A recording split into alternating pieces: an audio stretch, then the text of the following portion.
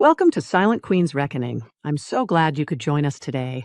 Now let's dive right into the story. Chapter 1. Audrey Sinclair saw her husband kiss another woman at gate 14, and the first thing she did was cancel his private jet. Not scream, not cry, not throw the coffee in her hand.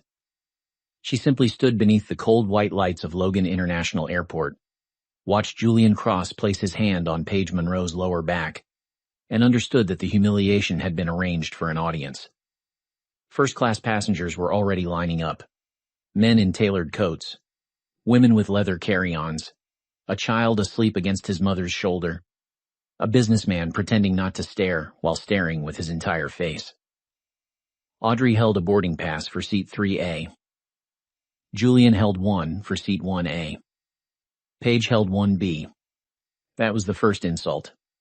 The second was Paige's smile. She was 30, blonde, smooth, and polished in the expensive way that came from using someone else's money without yet understanding its source. Her cream coat was open over a pale blue dress. Around her wrist glittered a thin diamond bracelet Audrey recognized immediately. It had been charged 3 weeks earlier to the executive travel account. Strategic client hospitality, Julian had said. Audrey had said nothing then. Silence, she had learned, was sometimes the best room to let a liar decorate. Julian turned just enough for Audrey to see him. He did not flinch. He did not step away from Paige. He only lifted his chin the way he did in board meetings when he wanted the room to remember his name was on the building. "Audrey," he said, "you made it." Paige glanced at Audrey's boarding pass. "Oh," she said lightly, "you're in first too?" "Two." Such a small word. Such careful cruelty. Julian's mouth curved. Audrey is attending the Denver summit as a guest observer. Guest observer. 23 years of marriage. 17 years of silent capital. 9 personal guarantees. 1 company rescued 3 times from collapse with Sinclair money. And now she was a guest. Paige tucked a strand of hair behind her ear. "That's sweet. I know these executive summits can feel overwhelming if you're not used to the pace." A woman in the boarding line looked down at her shoes. The gate agent pretended to check a screen. Audrey felt the entire little theater around her. The glances, the pause, the public nature of it. Julian had not brought Paige by accident.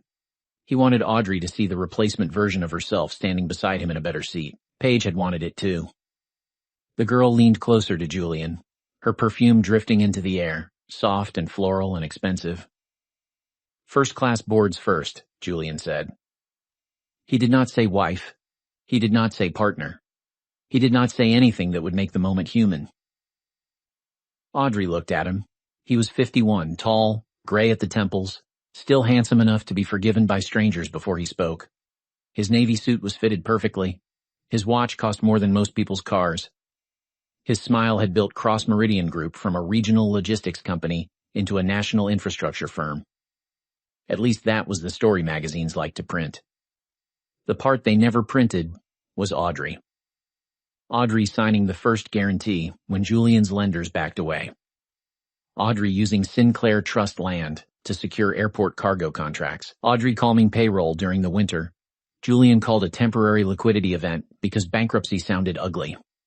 Audrey hosting investors who remembered Julian's vision but forgot whose name sat behind the collateral. Julian looked at her boarding pass again. "Some seats are not yours anymore," he said quietly. There it was. The line he had come prepared to deliver. Paige's lips parted in a small, satisfied smile. Audrey heard a soft intake of breath from someone behind her. For 1 second, she thought about the woman she had been at 28, standing in a courthouse hallway with Julian after their wedding, believing ambition was beautiful because his eyes made it look like hope. Then she thought about the woman she had become. The woman who read contracts at midnight. The woman who memorized debt covenants because her husband preferred applause to numbers.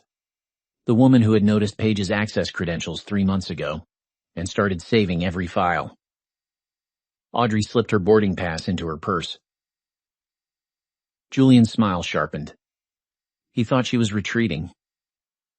That was his third mistake. She took out her phone and called Malcolm Reed. He answered on the second ring. Sinclair Trust Office. Audrey looked through the wide airport window at the runway, where a private jet waited near the executive hangars like a silver promise. Malcolm, she said, freeze the discretionary executive mobility package for Julian Cross and Paige Monroe. Julian's expression changed before the words fully landed. Paige blinked. Audrey continued, voice even. First-class upgrades, VIP lounge access, chauffeured transfers, hotel suite authorizations, and the standby aircraft in Denver. Keep employee logistics active. No operational staff should be affected.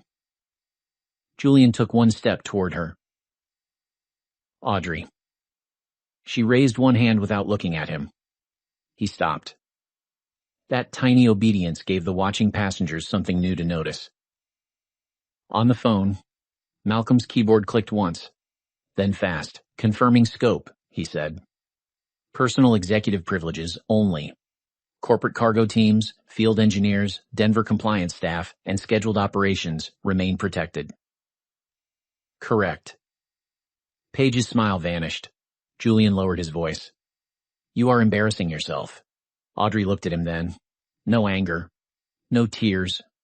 Only the cold focus of a woman who had spent too many years making sure his world did not fall apart, and was now allowing gravity to introduce itself. No, Julian, she said. I am separating business from your affair. The word affair moved through the boarding line like a struck match. Paige went white. The gate agent's tablet chimed. She looked down, and her professional smile faltered. Mr. Cross, she said. Miss Monroe, we need to review your boarding authorization before you proceed. Julian stared at the agent. Excuse me, your premium access has been updated. A man in a charcoal coat slowly lowered his phone. The woman with the sleeping child shifted closer to hear. Audrey ended the call and placed the phone back into her purse. Julian looked at her as if he were seeing, behind her face, the signature he had spent years pretending did not matter. This affects the summit, he said. No, Audrey replied. The summit is still flying. Your performance is grounded. Chapter 2. Julian had always loved airports. He liked the controlled urgency, the premium lanes, the way people moved aside for status they did not question. He liked black cars, quiet lounges, whispered names at counters, the invisible hands that moved his luggage while he shook hands and checked the markets. Most of all, he liked the feeling of leaving. Leaving made him important. Audrey used to watch him stride through terminals and feel proud. She had mistaken his forward motion for leadership. Only later did she understand how often she had been the runway beneath his feet. Now the runway had closed. There has to be a mistake, Julian told the gate agent. His voice stayed smooth, but his jaw had locked. Paige stood beside him, clutching a navy leather document case against her chest. Audrey had noticed it earlier. She noticed everything now. The case bore Cross Meridian's embossed seal, and a red security tab marked Denver Executive Packet. Paige held it too tightly. That mattered. The gate agent signaled a supervisor. A man in a gray suit approached from the premium desk, tablet in hand, face arranged into polite concern. Mr. Cross, Miss Monroe, if you would step aside for a moment. Julian did not move. I am president of Cross Meridian Group. Yes, sir. These seats are corporate. They were tied to a discretionary mobility package now under review. By whom? Audrey answered before the supervisor could. The guarantor. Julian's eyes cut to her. Paige whispered. Guarantor? That one word told Audrey plenty. Julian had not told her everything. He had dressed himself as an empire and presented Audrey as a decorative spouse lingering near the edges. He had not explained that the jets, lounges, hotel suites, emergency credit lines, and Denver meeting package rested on the Sinclair Trust's guarantee. Of course he had not. Borrowed power was most useful when the person borrowing it pretended it was ownership. The supervisor cleared his throat. Sir, the operational team remains cleared. Your personal travel status and Miss Monroe's executive guest credential are under temporary restriction, pending authorization review.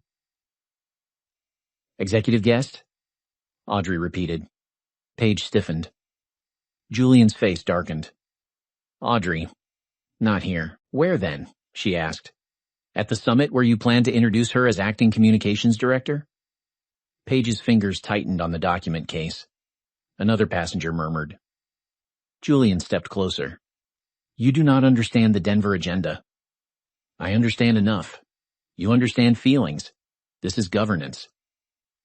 For the first time that morning, Audrey smiled. It was small and almost sad. Julian, I was reading governance documents while you were still calling debt restructuring a rough patch. The color rose in his neck. Paige found her voice. Mrs. Cross, whatever personal issues you and Julian have, this trip matters to the company. Audrey turned to her. Paige flinched before Audrey spoke. Good. Then you should not have used it as a stage for adultery. Paige's face flushed bright red. That is not fair. No, Audrey said. Fair would have been you choosing a seat that did not belong to another woman. The supervisor looked intensely at his tablet. The gate agent looked at the floor. Julian's hand closed around Paige's elbow. Not tenderly now. Controlling. The same hand that had rested on her back like a claim minutes before. We are stepping aside, he said. Paige moved with him, but not before Audrey caught one brief glimpse of the phone in her hand. A message notification glowed on the screen. If Sinclair blocks travel, use the Denver statement before she reaches the board. The sender name was hidden. The meaning was not. Audrey's breath slowed. This was not simply a man flaunting his mistress. This was prepared. She watched Paige darken the phone and slide it under the document case. Julian and Paige walked toward the premium counter with the supervisor. The first-class boarding line resumed, cautious and murmuring. People moved past Audrey with quick glances, each pretending they had not just watched a marriage become corporate evidence. Audrey stepped away from the gate and found a quiet table near the airport cafe. Her hands remained steady until she sat down. Then, for 3 seconds, the pain came, not as tears, as memory. Julian at 30, laughing in their first apartment because the heater failed and they had to sleep in coats. Julian at 36, kneeling beside her hospital bed after their daughter was born, promising he would never let ambition become more important than family. Julian at 44, refusing to meet her eyes while she signed the $22 million guarantee that saved Cross Meridian's payroll. Julian this morning, telling her some seats were not hers anymore. Audrey pressed her palm flat against the table. The pain passed. The lesson stayed. She called Malcolm again. I saw a message, she said. If Sinclair blocks travel, use the Denver statement before she reaches the board. There was no surprise in Malcolm's silence. That frightened her more than surprise would have. What do you know? Audrey asked. Malcolm's voice lowered. The Denver agenda changed at 11:40 last night. Changed how? A new item was added, emergency independence review. Audrey looked across the terminal. Julian stood at the premium counter, arguing with careful hands. Paige leaned close, whispering fast. Independence from what? From the Sinclair Trust's oversight rights. The airport noise seemed to thin. Audrey stared at the untouched coffee on the table. They were going to use this trip to reduce my authority. Yes. Based on what? A preliminary statement questioning whether your personal conflict with Mr. Cross creates governance instability. Audrey gave one quiet laugh. It contained no amusement at all. They were going to call my discovery of his affair a governance instability. That appears to be the structure. She closed her eyes. There it was. The real flight, not Boston to Denver. Wife to obstacle. Guarantor to interference. Woman who saved the company to emotional risk. Audrey opened her eyes. Who filed the agenda change? Malcolm hesitated for half a breath. Elliot Cross. Julian's older brother, board vice chair, the man who toasted Audrey at Christmas and called her the family's quiet strength with a smile that never reached his eyes. Audrey looked at Paige's document case again. Now she understood the shape of it. Julian brought the humiliation. Paige carried the statement. Elliot waited in Denver with the board vote, and Audrey had been expected to either break in public or arrive too late to stop them. She stood. Malcolm, she said, preserve the access logs, agenda edits, draft statements, travel authorizations, and every communication tied to Paige Monroe's Denver credential. Already started. Add Elliot. Done. And Malcolm? Yes, Mrs. Sinclair. Audrey looked at her husband, who was now staring back at her with something like fear. Activate the protective review clause. Malcolm paused. This time, he did sound surprised. That will suspend discretionary executive authority tied to Sinclair-backed guarantees. Only discretionary authority. Keep payroll, operations, field teams, cargo support, and employee travel untouched. Of course. No worker pays for what executives tried to steal. Malcolm's voice sharpened with quiet approval. Understood. Audrey ended the call. Across the terminal, Julian stopped speaking. His phone had just vibrated. So had Paige's. The first crack had been public. The second would be structural. Chapter 3. Paige Monroe had imagined many versions of this morning. In the version she liked best, Audrey Sinclair would see her standing beside Julian in first class and finally understand the obvious. Paige was the future. Audrey was the past. Julian would board with Paige. Audrey would sit behind them, humiliated but quiet, and by the time they landed in Denver, the board would already be prepared to discuss Sinclair overreach. After that, Paige would step into the communications vacuum. She would help craft the story. Julian Cross, visionary founder, forced to protect Cross Meridian from the emotional interference of a spouse using family money to control corporate strategy. Clean, elegant, useful. That had been the plan. Now Paige stood at a premium counter, with her access suspended, and her company tablet locked. Her phone buzzed again. Access revoked. Executive Communications Portal unavailable. Denver packet under legal hold. She stared at the screen until the words blurred. Julian, she whispered. He was reading his own phone, face hard and pale. Not now. My access is frozen. I said not now. The sharpness in his voice hit her harder than she expected. Minutes ago, he had kept a hand at her back like she mattered. Now she was a problem arriving too early. The supervisor cleared his throat. Miss Monroe, we will need to retain a copy of your executive guest authorization for review. Paige clutched the Navy case. This contains confidential company material. The document chain is under hold. I am the communications lead. Your credential has been suspended. The words were polite. They still stripped her bare. Julian leaned toward her. Give him the authorization page. Nothing else. Paige whispered. The statement is in here. His eyes flashed. Why would you say that out loud? Because she was panicking. Because the airport felt too bright. Because strangers were watching. Because Audrey Sinclair was no longer across the terminal, looking wounded. She was walking toward them with the controlled pace of someone who had found the hidden door. Paige straightened. She had survived rooms full of older men underestimating her. She knew how to smile through condescension. She knew how to make ambition look like devotion. She knew how to turn a man's insecurity into a ladder and climb before he noticed the height. But Audrey's calm was different. It made Paige feel overdressed for the wrong event. Audrey stopped a few feet away. Open the case, she said. Paige laughed once, too fast. You cannot be serious. I am. This is company property. Company property tied to a credential funded under a trust guarantee you were never authorized to use.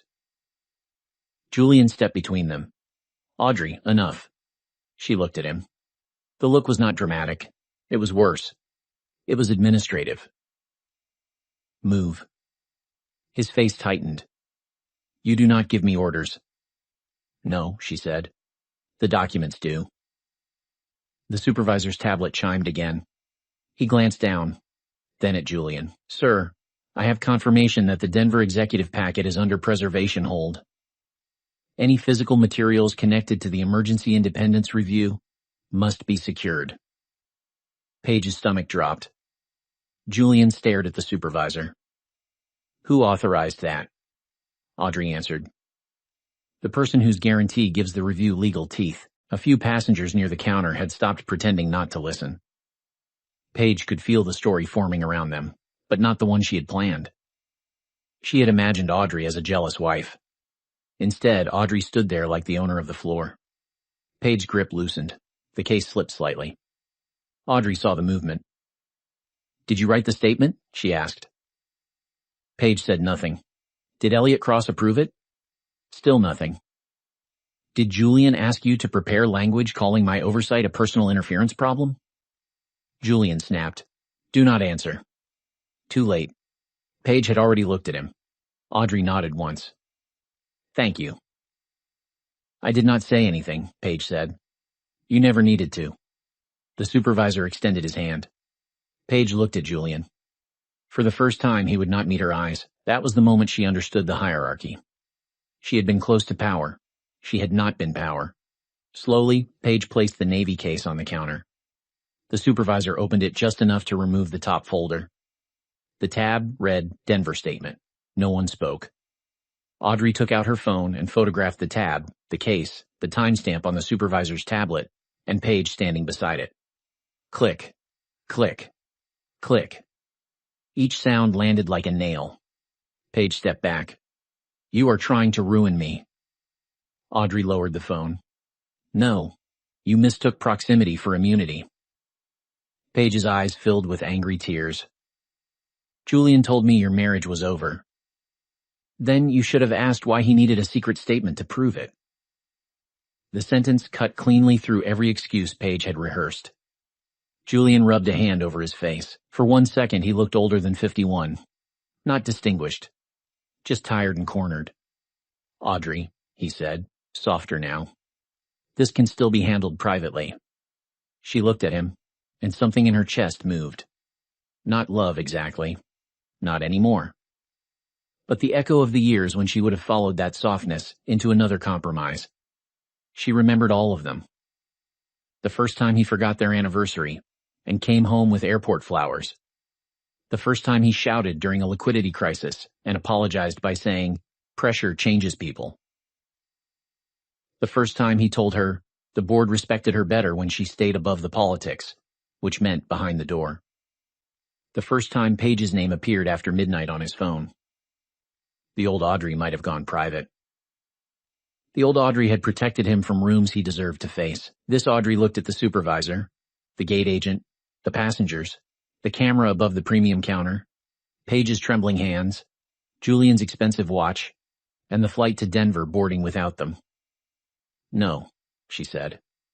Private is where you learn to lie. Chapter 4. The Denver flight left at 9:12 without Julian Cross or Paige Monroe. It carried 3 field engineers, 2 finance analysts, 1 compliance officer, and a logistics team, who had no idea that their seats remained valid because Audrey had drawn the line carefully. The company continued. The spectacle did not. Julian watched the aircraft push back from the gate through the wide glass windows. His face was unreadable to strangers. Audrey knew better. The stillness around his mouth meant panic. The tiny muscle moving near his left eye meant rage. The way he kept smoothing his tie meant he was trying to become the man people obeyed again. Paige sat near the premium counter, both hands wrapped around a paper cup she had not drunk from. Her Navy case was now in a sealed evidence bag under airline security custody until Cross Meridian's legal team and Sinclair Trust Council could collect it. She looked naked without it. Julian's phone rang. He checked the screen. Elliot. Audrey saw the name. So did Paige. Julian turned away, but not fast enough. Where are you? Elliot Cross's voice carried through the phone, sharp and furious. Julian lowered the volume. Still in Boston. Why? Audrey activated the protective clause. Silence. Then Elliot said, colder, You told me she would be contained. Audrey's eyes sharpened. Contained. Not reassured. Not informed. Contained. Julian looked over his shoulder and realized she had heard. I will call you back, he said. Do not hang up on me. Julian ended the call anyway. Paige stared at him. He said contained. Julian slipped the phone into his pocket. Stay quiet. You told him you could contain your wife? I said stay quiet. Audrey watched the two of them, and in the space between their fear, she saw the entire relationship more clearly than she had during all the months of suspicion. Paige had not stolen a grand love.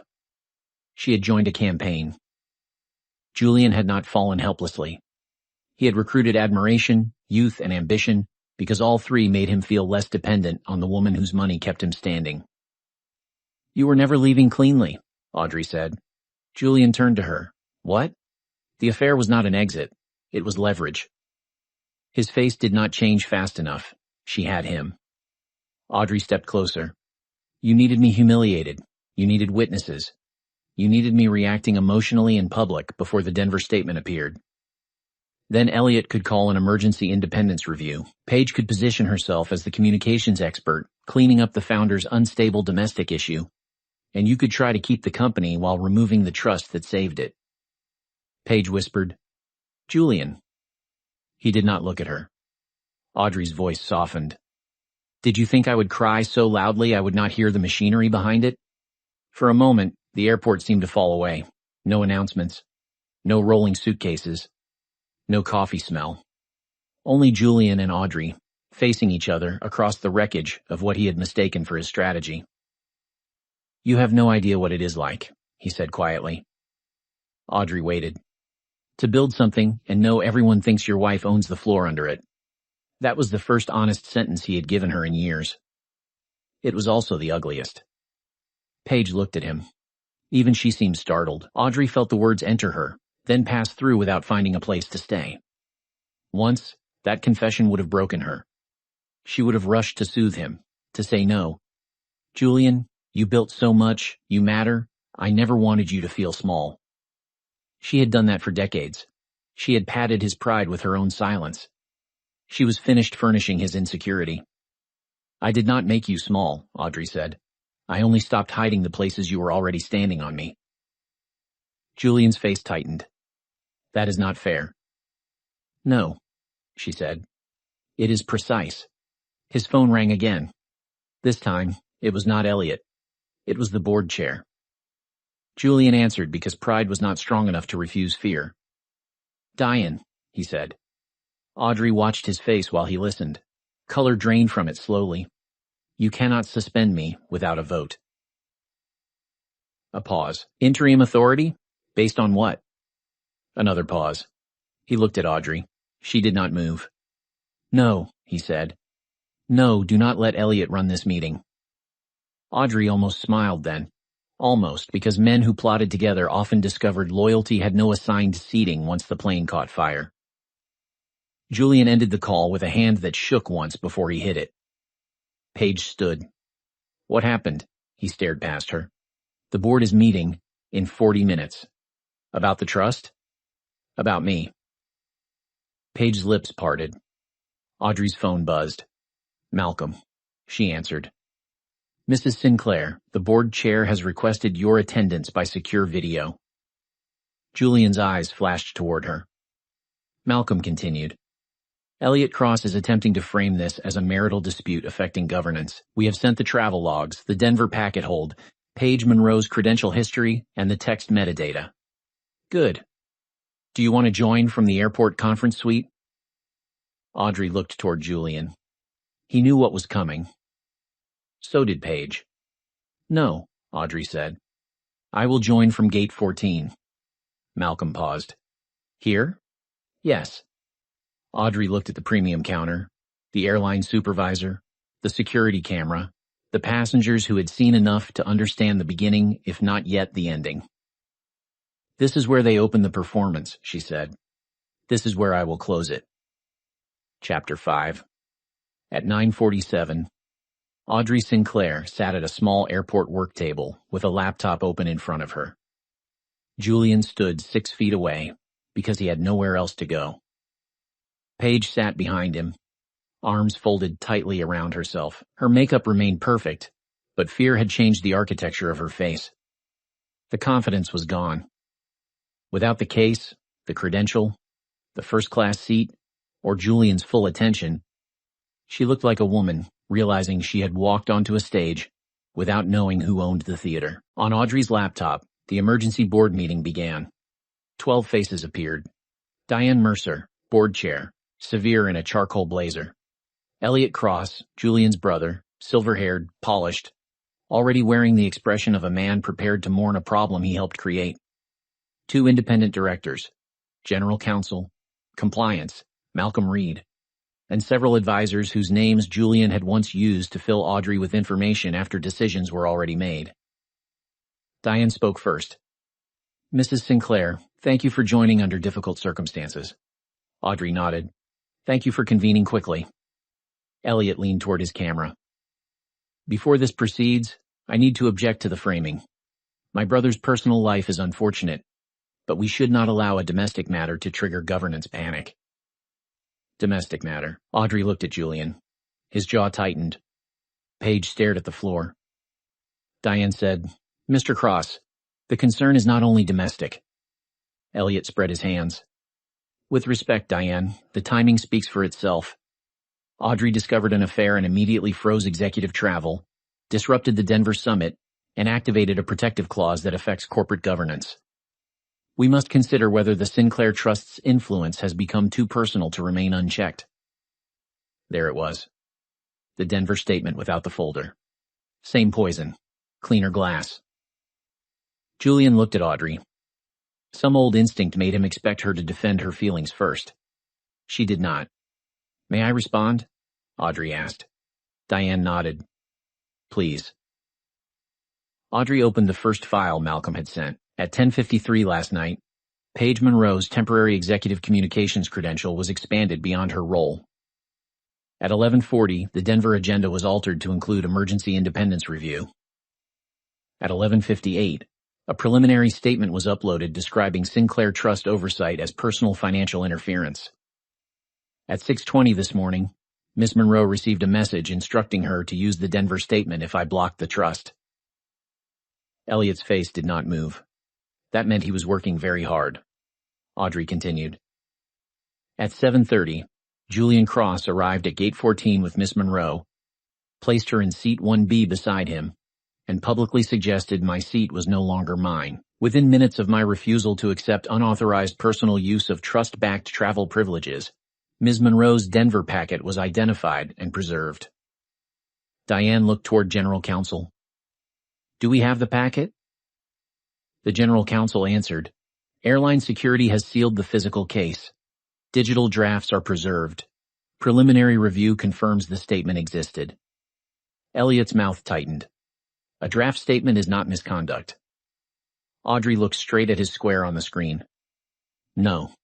A draft statement coordinated with unauthorized access, a board agenda change, misuse of executive travel, and an attempt to remove guarantor oversight after manufacturing a public emotional trigger may become misconduct.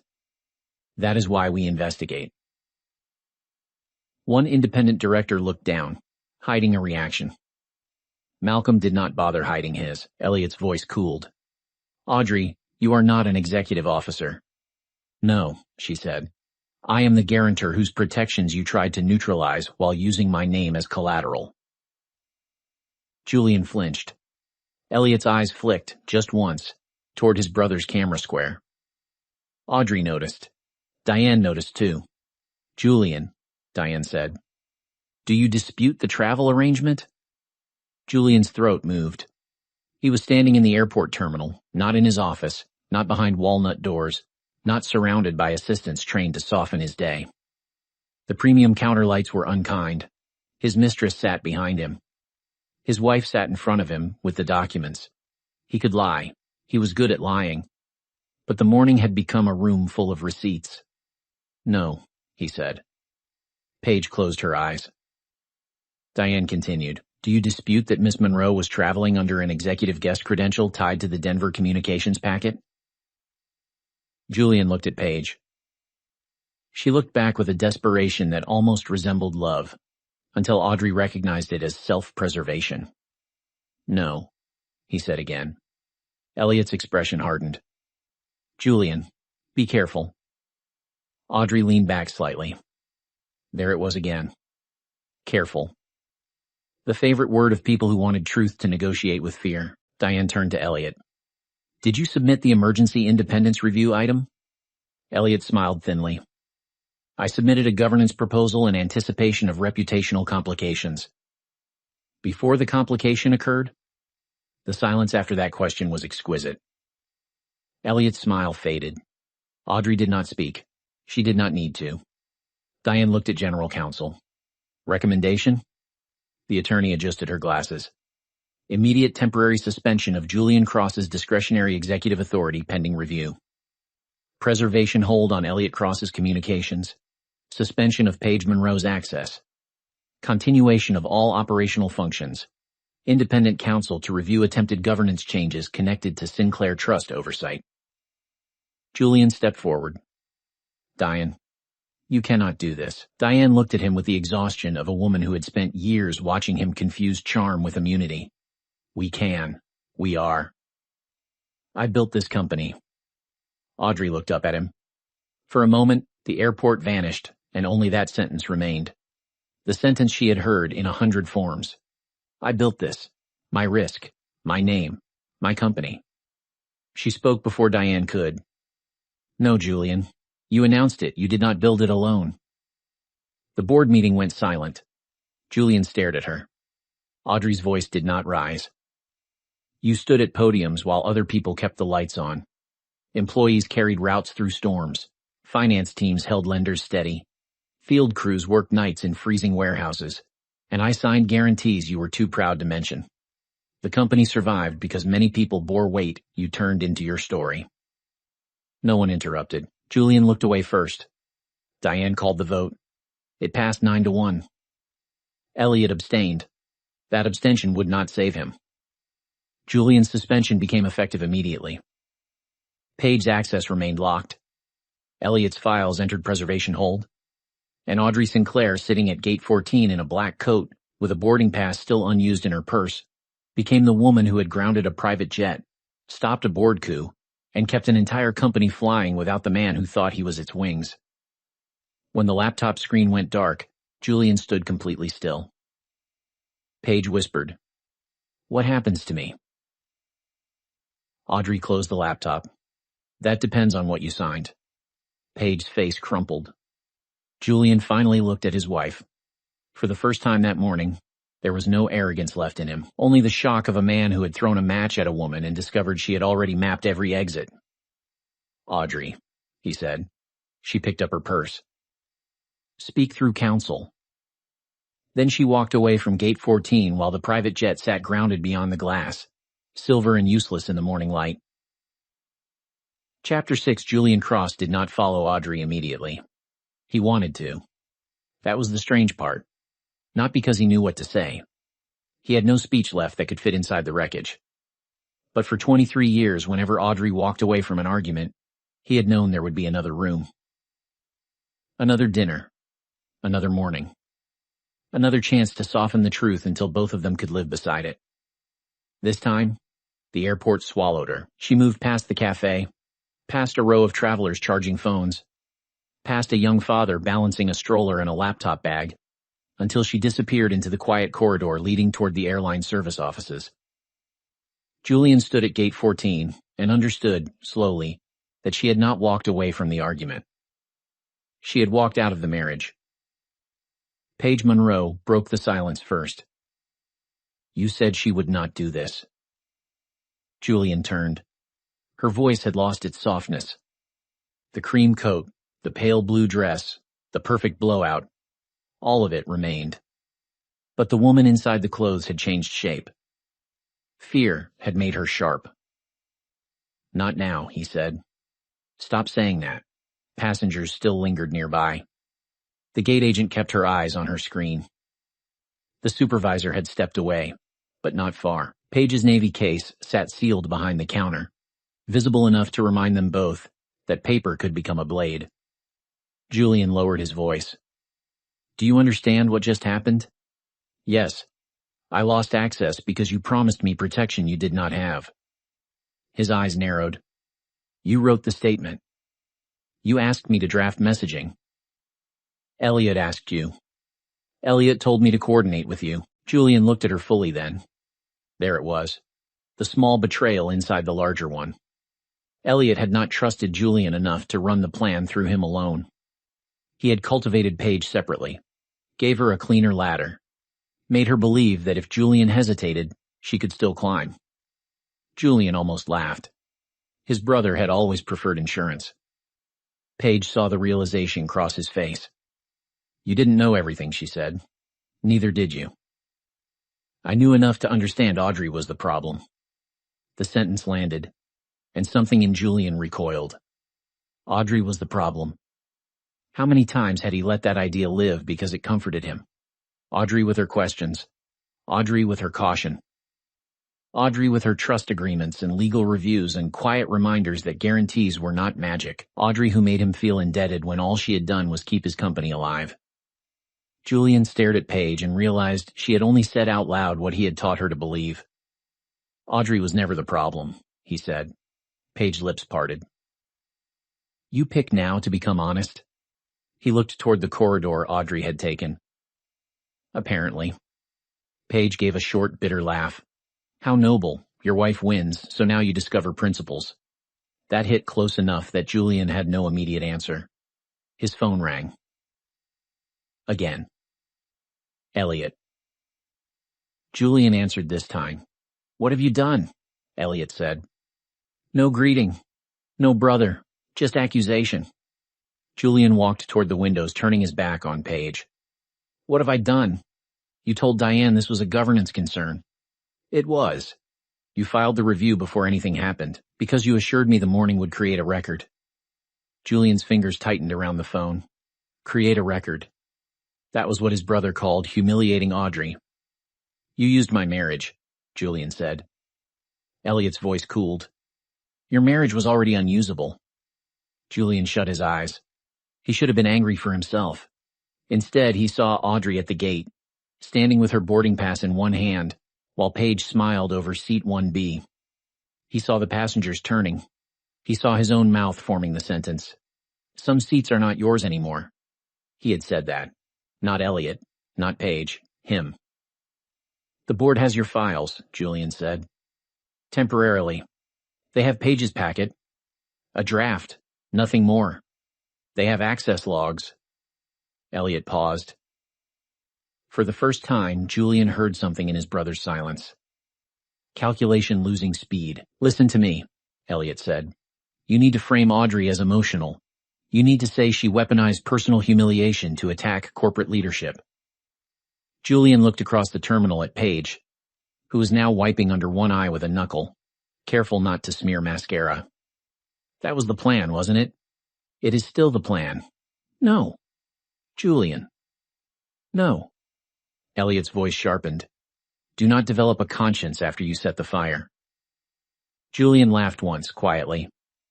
You are worried I will tell the truth. I am worried you will panic. Same thing to you. Elliot went silent. Julian ended the call. He did not feel brave. He felt cornered. But sometimes a corner was the first honest architecture a coward ever met. Paige stood when he came back. What did he say? He wants me to blame Audrey. Can you? Julian looked at her. The fact that she asked made the rest of their relationship finally legible. No. Paige stared. Then you are useless to me. There was no drama in her voice, no heartbreak, just a business conclusion. Julian almost admired the efficiency. I left my wife for this, he said. Paige's eyes flashed. No, you left your wife because you hated needing her. I just made you feel better about it. She grabbed her handbag and walked toward the restroom corridor, leaving the sealed Navy case behind. Julian watched her go. The private jet beyond the glass sat motionless. For years, he had looked at that aircraft and seen freedom. Now it looked like a mirror. Beautiful, expensive, useless without clearance. Chapter 7 Audrey joined the second emergency meeting from a windowless airline conference room. The room had a long laminate table, a wall-mounted screen, a pot of coffee that tasted like burnt cardboard, and no trace of the luxury Julian had once used to measure importance. Audrey preferred it. It was hard to confuse truth with theater under fluorescent lights. Malcolm appeared on the video screen first. He was in his 60s, black, elegant, and precise, with wire-rimmed glasses and the calm of a man who could read a panic in a balance sheet. He had worked for the Sinclair family since Audrey's father was alive, and he had never once raised his voice in her presence. He did not need to. His disapproval could reorganize a room. Are you all right? He asked. Audrey sat down. No. Malcolm nodded. Good. I prefer accuracy. For the first time that day, Audrey almost smiled. Then the board chair joined. Diane Mercer looked older than she had an hour earlier. Not weak, just tired in the way leaders looked when they had to decide whether their loyalty had become negligence. Mrs. Sinclair, Diane said, independent counsel has reviewed enough to recommend a formal investigation. Into Julian, Paige Monroe, and Elliot Cross. Good. Diane paused. There is one more issue. Audrey waited. Elliot is arguing that activating the protective clause gives the Sinclair Trust excessive leverage. He claims the clause was meant for financial insolvency, not executive misconduct. Malcolm's expression did not change. That is incorrect. Diane nodded. I know. Counsel knows. But Elliot has influence with 2 directors, and he may attempt to force a vote before full review. Audrey looked down at her hands. Her wedding ring still sat on her left hand. She had forgotten to remove it. How strange, she thought, that a ring could remain so calm while the life beneath it burned. Then I will attend the vote, Audrey said. Diane's eyebrows lifted. In person? Yes. The meeting will be in Denver. Then arrange a seat. Malcolm looked at her over the top of his glasses. Audrey understood the irony the moment she said it. Her original seat had been taken. Fine. She would take a different route. No discretionary package, she added. Book me commercially. Business class is fine. Use my personal account, not the company. Diane's mouth curved slightly. Understood. Malcolm's fingers moved off screen. There is a flight in 90 minutes with a connection through Chicago. You will arrive before the evening session. Book it. Diane leaned forward. Audrey, if you come, Elliot will try to make this about personal revenge. Let him. He will mention the affair. So will I. He will try to provoke you. Audrey looked at the ring again. Then she removed it. Not dramatically. Not slowly enough for performance. She simply pulled it from her finger and placed it on the conference table beside the laptop. The pale band of skin beneath it startled her. 23 years lived there. Diane, she said, I have been provoked since sunrise. I am still speaking in complete sentences. Diane nodded once. Then we will see you in Denver. The meeting ended. Audrey stayed seated for a moment. Outside the conference room, announcements rolled through the airport. Flights to Chicago, Seattle, Atlanta. Families going home. Consultants chasing meetings. Honeymooners. Students. Pilots. Lives moving forward on schedule. Audrey looked at her ring. She thought of the first year of marriage when Julian had pawned his grandfather's watch to cover payroll and cried in the car because he thought failure would make him unlovable. She had held his hand and told him they would rebuild. Maybe that had been the first mistake. Not the comfort. The we. She had said we to a man who heard mine. Audrey picked up the ring and placed it in the inside pocket of her purse. Then she stood. At the service desk, a young airline employee named Natalie printed Audrey's new boarding pass. She had clearly seen enough of the morning to know who Audrey was, but she did not mention it. She simply handed over the pass with 2 hands. You are confirmed through Chicago, Natalie said. I also put you near the front of the cabin, aisle seat. No upgrade charges. Audrey looked at the pass. Seat 5C. Not 1A, not 1B. Not a symbol. Just a way to arrive. Thank you, Audrey said. Natalie hesitated. For what it is worth, she said quietly. My mother stayed quiet for years, too. People thought she was weak until the day she left. She wasn't weak. She was tired. Audrey's throat tightened. The kindness of strangers was dangerous because it arrived without armor. I hope she is well, Audrey said. Natalie smiled. She is now. Audrey took the boarding pass. Good. Chapter 8 Julian was still at gate 14 when Audrey returned. He looked diminished by waiting. Paige was gone. The sealed case remained behind the counter. The supervisor had been replaced by another manager. The flight boards had moved on to other destinations. indifferent to the fact that a marriage and a corporate conspiracy had both cracked open there before lunch. Julian stood when he saw Audrey. "Can we talk?" She kept walking. He followed. "Audrey, please." That word nearly stopped her. "Please had history. Please forgive me. Please sign this. Please trust me. Please do not make this harder." So many requests dressed as intimacy. She turned near the windows. "You have 3 minutes." He looked around. "Here?" "You were comfortable humiliating me here." He absorbed that. For once, he did not argue. I did not know Elliot had looped Paige separately. Audrey waited. "I knew about the statement. I knew about the review. I knew the morning would put pressure on you." "Pressure," she repeated. He winced. "I did not think of it as cruelty?" He looked down. The silence answered. Audrey's chest hurt, but the pain was old now. It had been growing roots for years. "You thought humiliating me was strategy," she said. "I thought you would block the company if you found out about Paige. You brought Paige into the company." "I know." "You gave her access." "Yes." "You let her prepare a statement to make me look unstable." His mouth tightened. "Yes." Audrey looked out at the runway. A plane lifted into the gray sky, clean and impossible. "Why?" she asked. Julian's face shifted. He had expected legal accusations, anger, maybe divorce threats, not that small question. Why? The question beneath everything. He pressed both hands against the back of a chair. "Because every time I looked at the company, I saw your name underneath it." Audrey did not move. "The guarantees, the trust, your father's money, your calm, your competence." He laughed once, bitterly.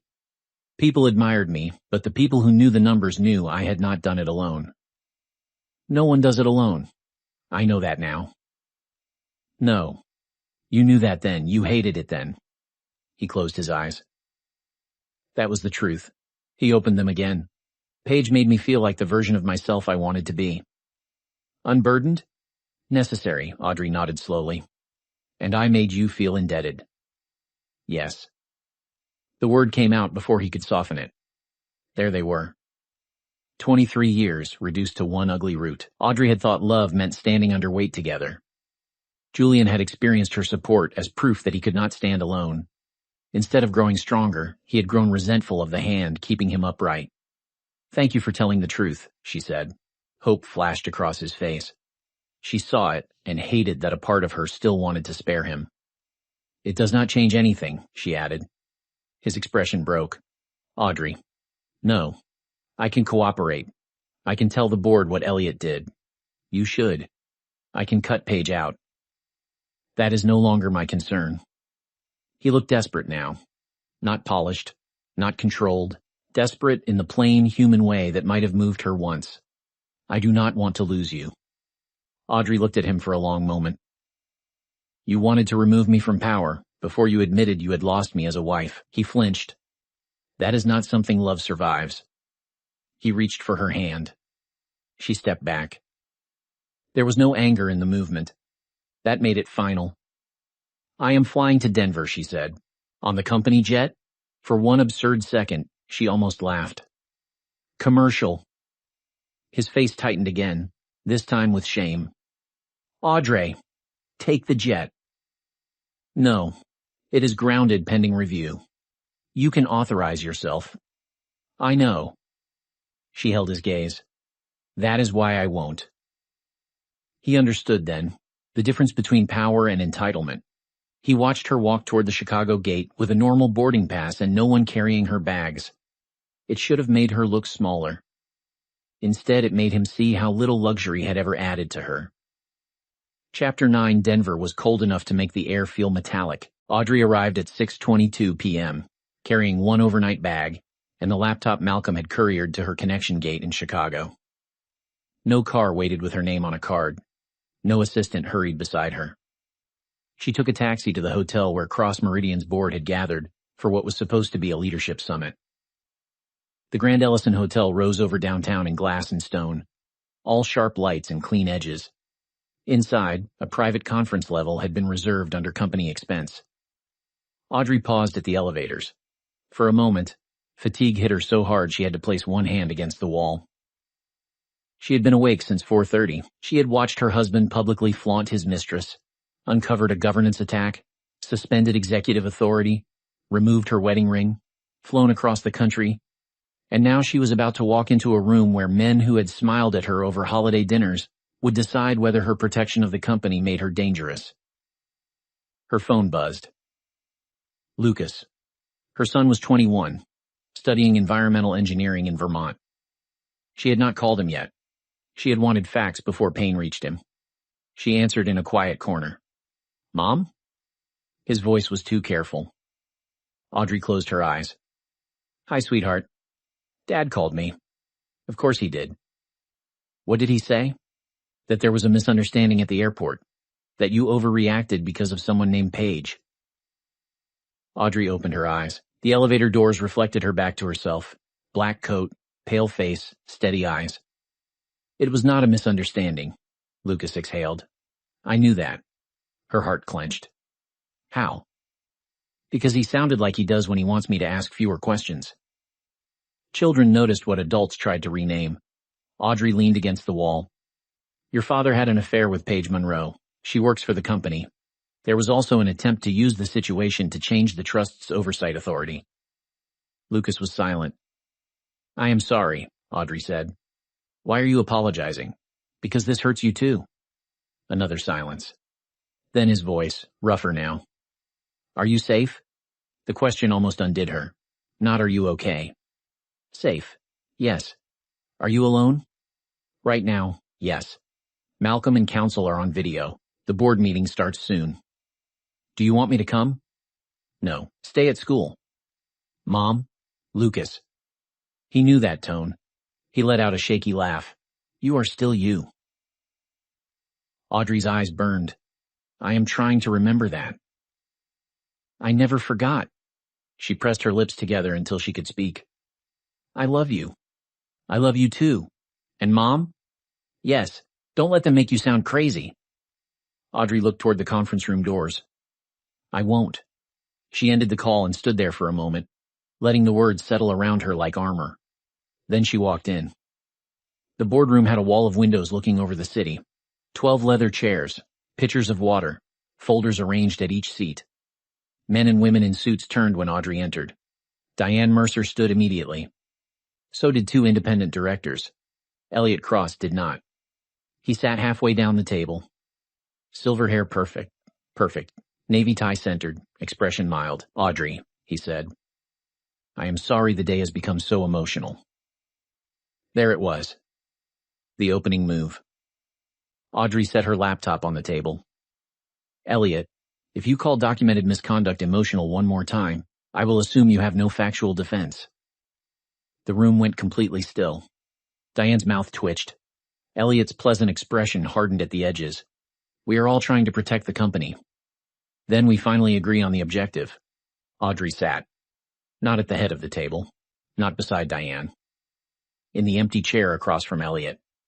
Let him look at her. Chapter 10. The Denver meeting lasted 3 hours. Elliot tried every door. First, concern. The optics of a spouse freezing executive authority after discovering infidelity are troubling. Audrey responded with timestamps. Then, legal caution. The Sinclair Trust may be exceeding its intended role.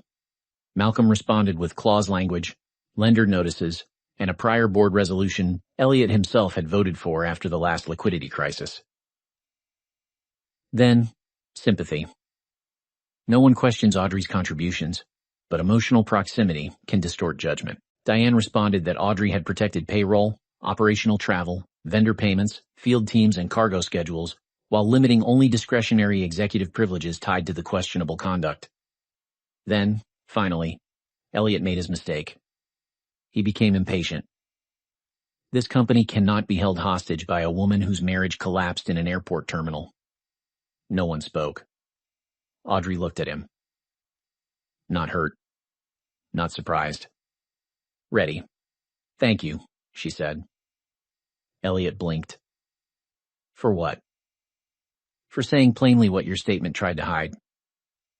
She opened the Denver draft on the screen. The general counsel had secured it from the preserved packet. Paragraphs appeared on the boardroom display.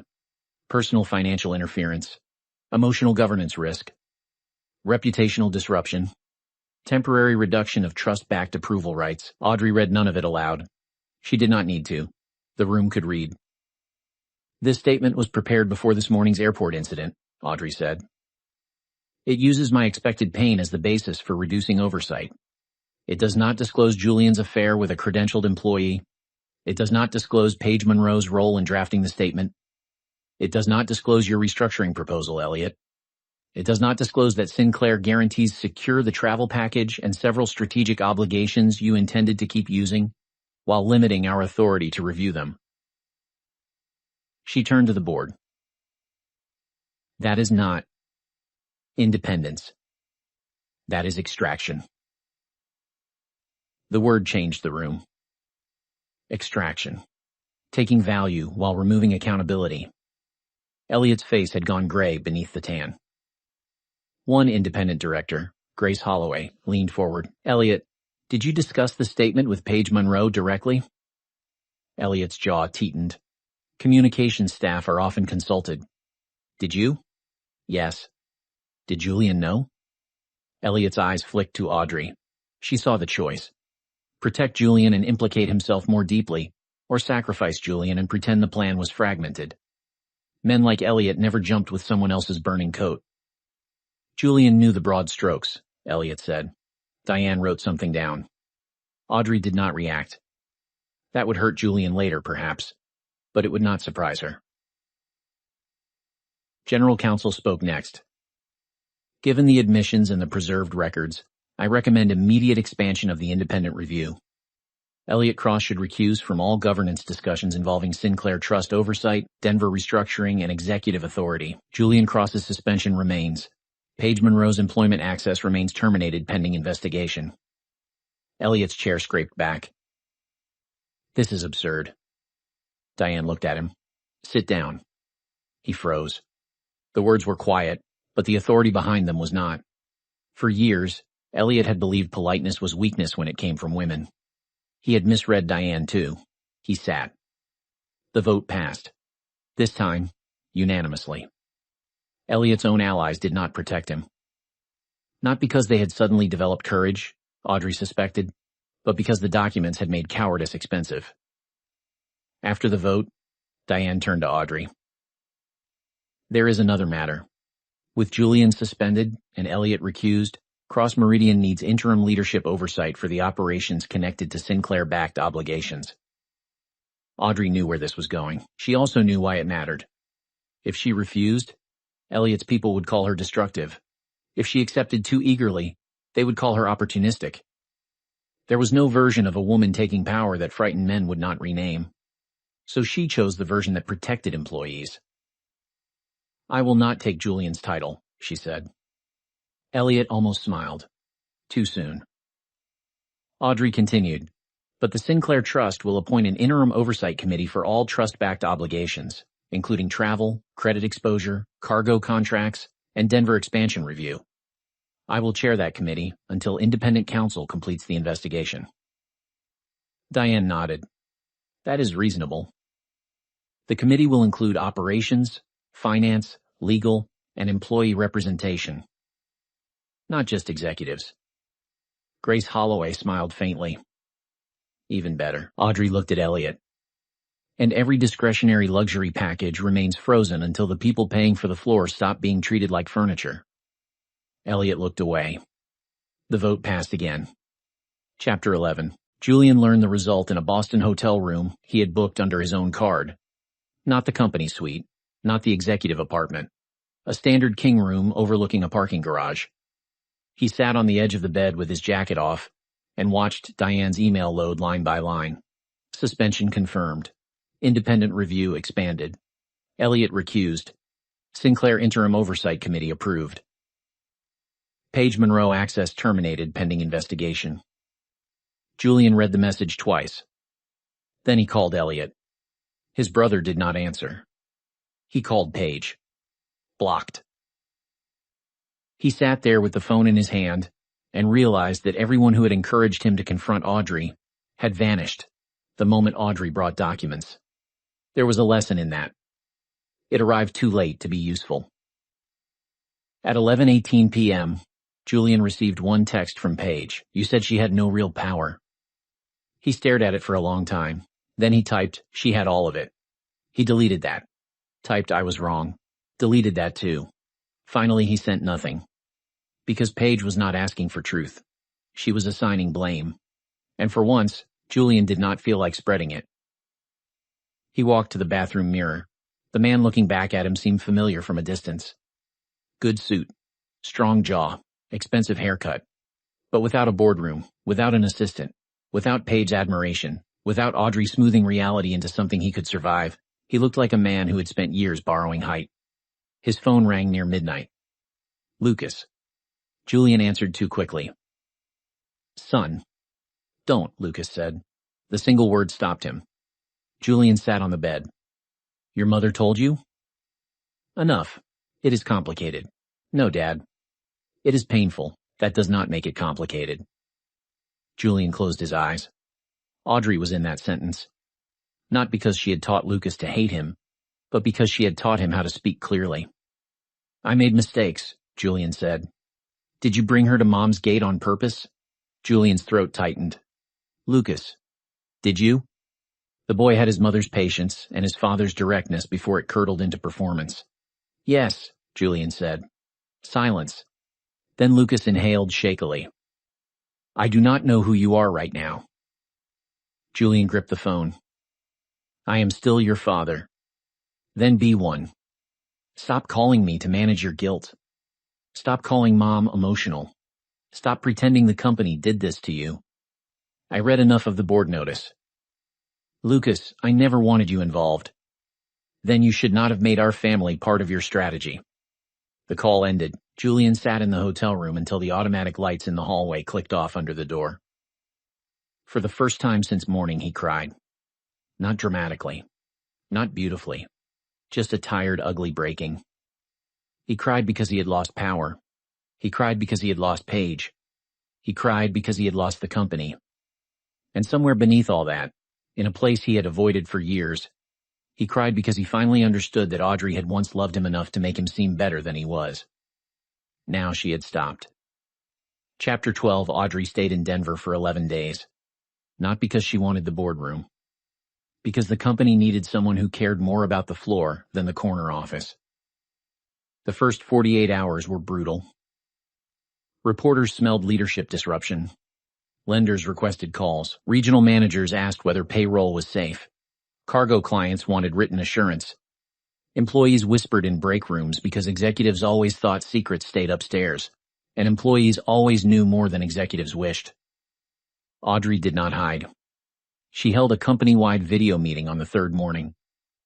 No chandelier, no stage, no flattering camera angle. She sat in a conference room with Diane on one side and the head of operations, Maya Santos, on the other. Over 9,000 employees joined from warehouses, offices, trucks, airports, and home kitchens. Audrey looked into the camera. Good morning. Many of you have heard that Cross Meridian is under executive review. I will not discuss personal matters or unverified allegations. I will tell you what directly affects your work. She paused. Payroll is protected. Existing employee travel is protected. Vendor payments tied to essential operations are protected. Client obligations are protected. No employee will lose wages because of executive misconduct under review. The chat exploded so fast the moderator had to slow it. Audrey continued. The Sinclair Trust has activated oversight rights tied to its guarantees. Those rights are not being used to punish employees or disrupt operations. They are being used to protect the company from decisions made without proper authorization. She saw Maya Santos nod beside her. If you are asked to delete records, alter travel details, backdate approvals, or move communications off official systems, refuse and contact compliance. You will be protected. That sentence traveled through the company faster than any official memo. By noon, compliance had received 27 internal reports. By evening, they had 63. Not all were connected to Julian, Paige, or Elliot. Some were small. a suspicious invoice, a side agreement, a manager pressuring staff to use personal email. But together, they revealed something Audrey had suspected for years. A culture built around protecting powerful men eventually teaches everyone else to hide the cost. She began changing that. No slogans, no rebrand, policy, approval pathways, whistleblower protections, travel audits, independent finance review, employee representation on oversight committees. Maya Santos told her on the 7th day, "You know they are going to say you are cleaning house because of the affair." Audrey looked up from a vendor schedule. They can say what they like. Does it bother you? Audrey considered lying. Then she shook her head. Yes. Maya smiled slightly. Good. I trust bothered people more than polished ones. Audrey laughed. It surprised her. The sound was small, but real. On the 11th day, independent counsel confirmed enough preliminary findings to keep Julian suspended indefinitely and recommend Elliott's removal from the board pending full investigation. Paige Monroe was terminated for unauthorized communications activity and misuse of executive systems. Her attorney threatened action. Counsel welcomed documentation. The threat faded. Audrey flew home the next morning. Commercial again. This time she sat in 2D because the airline upgraded her after a mechanical delay, and Audrey decided accepting an upgrade from an airline was not the same as misusing a company guarantee. She almost texted that joke to Julian. Old habit. She deleted the blank message. Some reflexes deserved quiet funerals. Chapter 13. The divorce began in December. Not with shouting. With paper. Audrey's attorney filed first. The petition cited irretrievable breakdown, financial misconduct concerns, and preservation of separate trust assets. Julian's legal team responded with careful regret and a request for privacy. Audrey granted privacy. She did not grant erasure. There would be no public mud fight, no interviews, no dramatic allegations leaked to punish him, but there would also be no sweeping confidentiality clause that made the truth disappear. Business records remained available to independent counsel. Trust documents remained protected. Employee reports remained protected. Julian signed the temporary agreement in a conference room 3 weeks before Christmas. Audrey sat across from him for the first time since the airport. He looked thinner. His hair had grown slightly at the temples. His suit was still good, but the old certainty had left his posture. He looked like a man learning that regret did not restore authority. You look well, he said. Audrey almost smiled. It was such a small, useless sentence. Thank you. How is Lucas? Angry. Julian nodded. At me? Yes. At you? Audrey held his gaze. No. He looked down. That hurt him. She let it. The lawyers reviewed terms. Residential separation, personal property, trust exclusions. Julian's temporary restriction from Sinclair-backed executive resources. Cooperation clauses with the investigation. Communication boundaries. Julian agreed. At the end, he asked for a minute alone. Audrey's attorney looked at her. Audrey nodded. The attorney stepped outside, leaving the glass wall in place. Privacy, but not secrecy, Julian noticed. You still do not trust me. Correct. He flinched, then gave a small, humorless laugh. You say it so easily now. It took years. That silenced him. He looked at his hands. Elliott says I should fight the trust exclusions. Of course he does. I won't. Good. Not because I am noble, he said. Because I know I would lose. Audrey appreciated the honesty. Also good. He looked up then. Did you ever love me after the first guarantee? The question surprised her. What? After you signed it. After you saw how much trouble we were in. Did you still love me, or did you just feel responsible? Audrey sat back. There it was. The wound he had allowed to become a weapon. I loved you, she said. I also felt responsible. Those are not enemies. His eyes reddened. They felt like enemies to me. I know. I hated that you saw the weak parts. Julian, I married the weak parts too. He closed his eyes. For one moment she saw the young man from the apartment with the broken heater. The man she had loved before ambition taught him to be ashamed of needing anyone. The sight hurt. But it did not pull her back. "I am sorry," he said. Audrey nodded. "I believe you." Hope moved through his face. She stopped it gently. "But I will not spend another decade being punished for the help you asked me to give." He looked away, tears standing bright in his eyes. "Is there anything I can do? Tell the truth in the investigation. Do not use Lucas as a confessional. Let the divorce proceed cleanly. Build a life that does not require a woman to shrink so you can feel tall." He swallowed. "And us?" Audrey thought of Gate 14, Paige's bracelet, Seat 1B, Elliot's phrase. Contained. Julian's sentence. "Some seats are not yours anymore." "There is no us," she said. "There is only what we do next without lying about what we did before." The attorneys returned. Julian signed. Audrey signed after him. Her name looked steady on the page. That felt like a blessing. Chapter 14 Spring came slowly to Boston. It arrived in thin sunlight on brick sidewalks, stubborn buds on bare trees, and the first morning Audrey woke without checking whether Julian had come home. The house felt strange at first. Too quiet, too large, too honest. She changed one room at a time. Not all at once.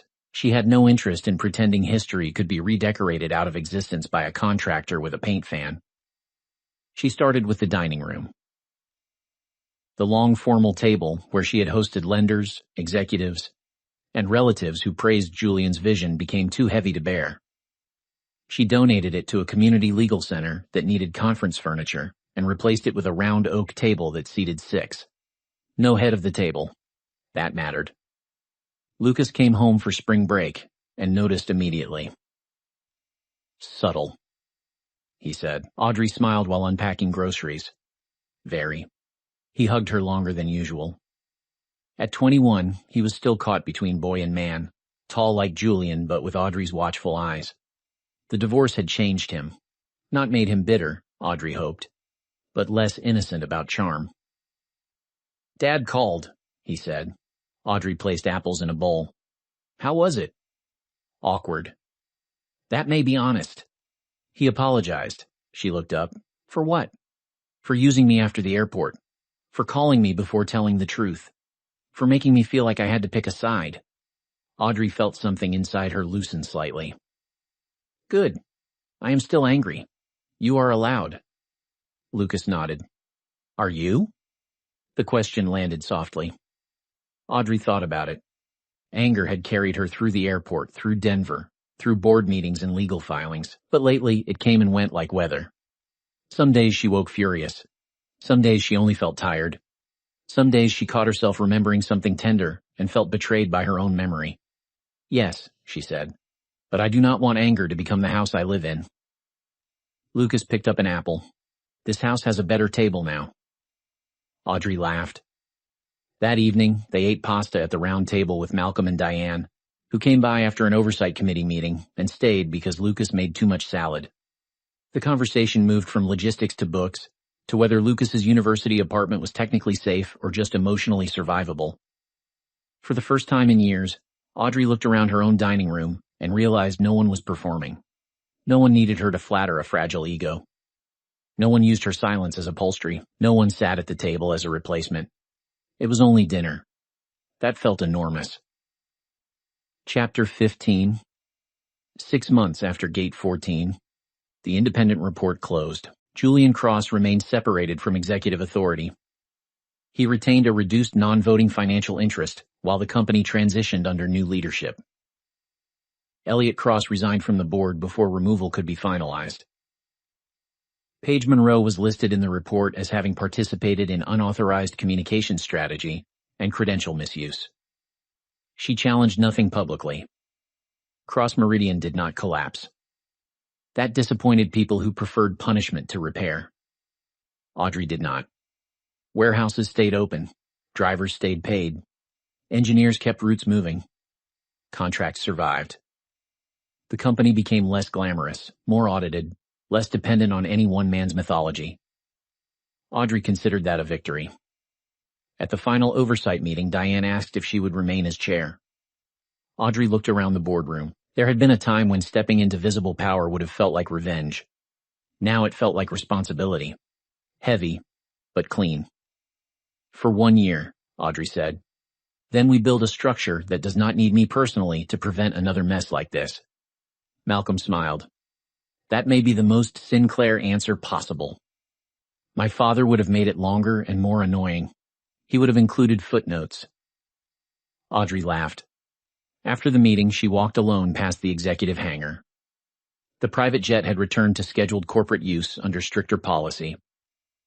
It was no longer Julian's toy, no longer Paige's symbol, no longer the morning's silver monument to arrogance. It was an aircraft. Useful when justified. Grounded when not. Audrey stood behind the glass and watched mechanics inspect the wing. Her phone buzzed, a message from Julian. The divorce was final that morning. His message was short. I signed. I am sorry for the seat. Audrey read it twice. Not for the affair. Not for the company. For the seat. She understood why. The seat had become the whole story in miniature. He had taken what she earned, placed another woman in it, and told Audrey that some places were no longer hers. She typed one line back. It was never the seat. It was what you thought I would accept. She sent it. Then she blocked him for the rest of the day. Not forever, just long enough to enjoy the silence without waiting for it to be interrupted. That night, Audrey drove to the harbor. No driver, no assistant, no urgency. The water was dark blue under the evening sky, moving with quiet force against the docks. She bought coffee from a small stand and walked until the city lights began to tremble on the surface. For years, she had lived inside rooms where power announced itself through access. Better seats, faster lines, private lounges, names whispered into radios. But standing by the harbor with wind pulling at her coat, Audrey understood something she wished she had learned earlier. Luxury could be taken. Status could be suspended. A title could disappear from a screen. But dignity was different. Dignity was the moment she refused to let humiliation write the record. Dignity was protecting employees while punishing executives. Dignity was flying commercial when she could have taken the jet because she knew the difference between authority and appetite. Dignity was removing a ring without needing witnesses. Dignity was a round table where no one sat at the head. The next morning, Audrey woke before sunrise. She made coffee, opened the kitchen window, and listened to the city starting up below. For the first time in a long time, her day did not begin with managing a man's weather. It began with air. Clear. Cold. Hers. She thought of Gate 14, of Paige's smile, Julian's hand on another woman's back, the boarding pass in her purse, the private jet sitting beyond the glass. She did not feel grateful for the betrayal. That was a lie people told when they wanted wounds to sound useful. But she was grateful for what the betrayal revealed. The hidden agenda. The false loyalty. The power she had been lending to people who hoped she would never count it. Some women lose a seat and discover they own the runway. Audrey Sinclair was one of them, and the next time someone said first class boarded first, she would remember the morning she let the plane leave, without the people who thought they were above the rules. If this story kept you listening, stay close for more stories about quiet women, public betrayal, hidden power, and the moment the people who underestimated them finally meet the consequences.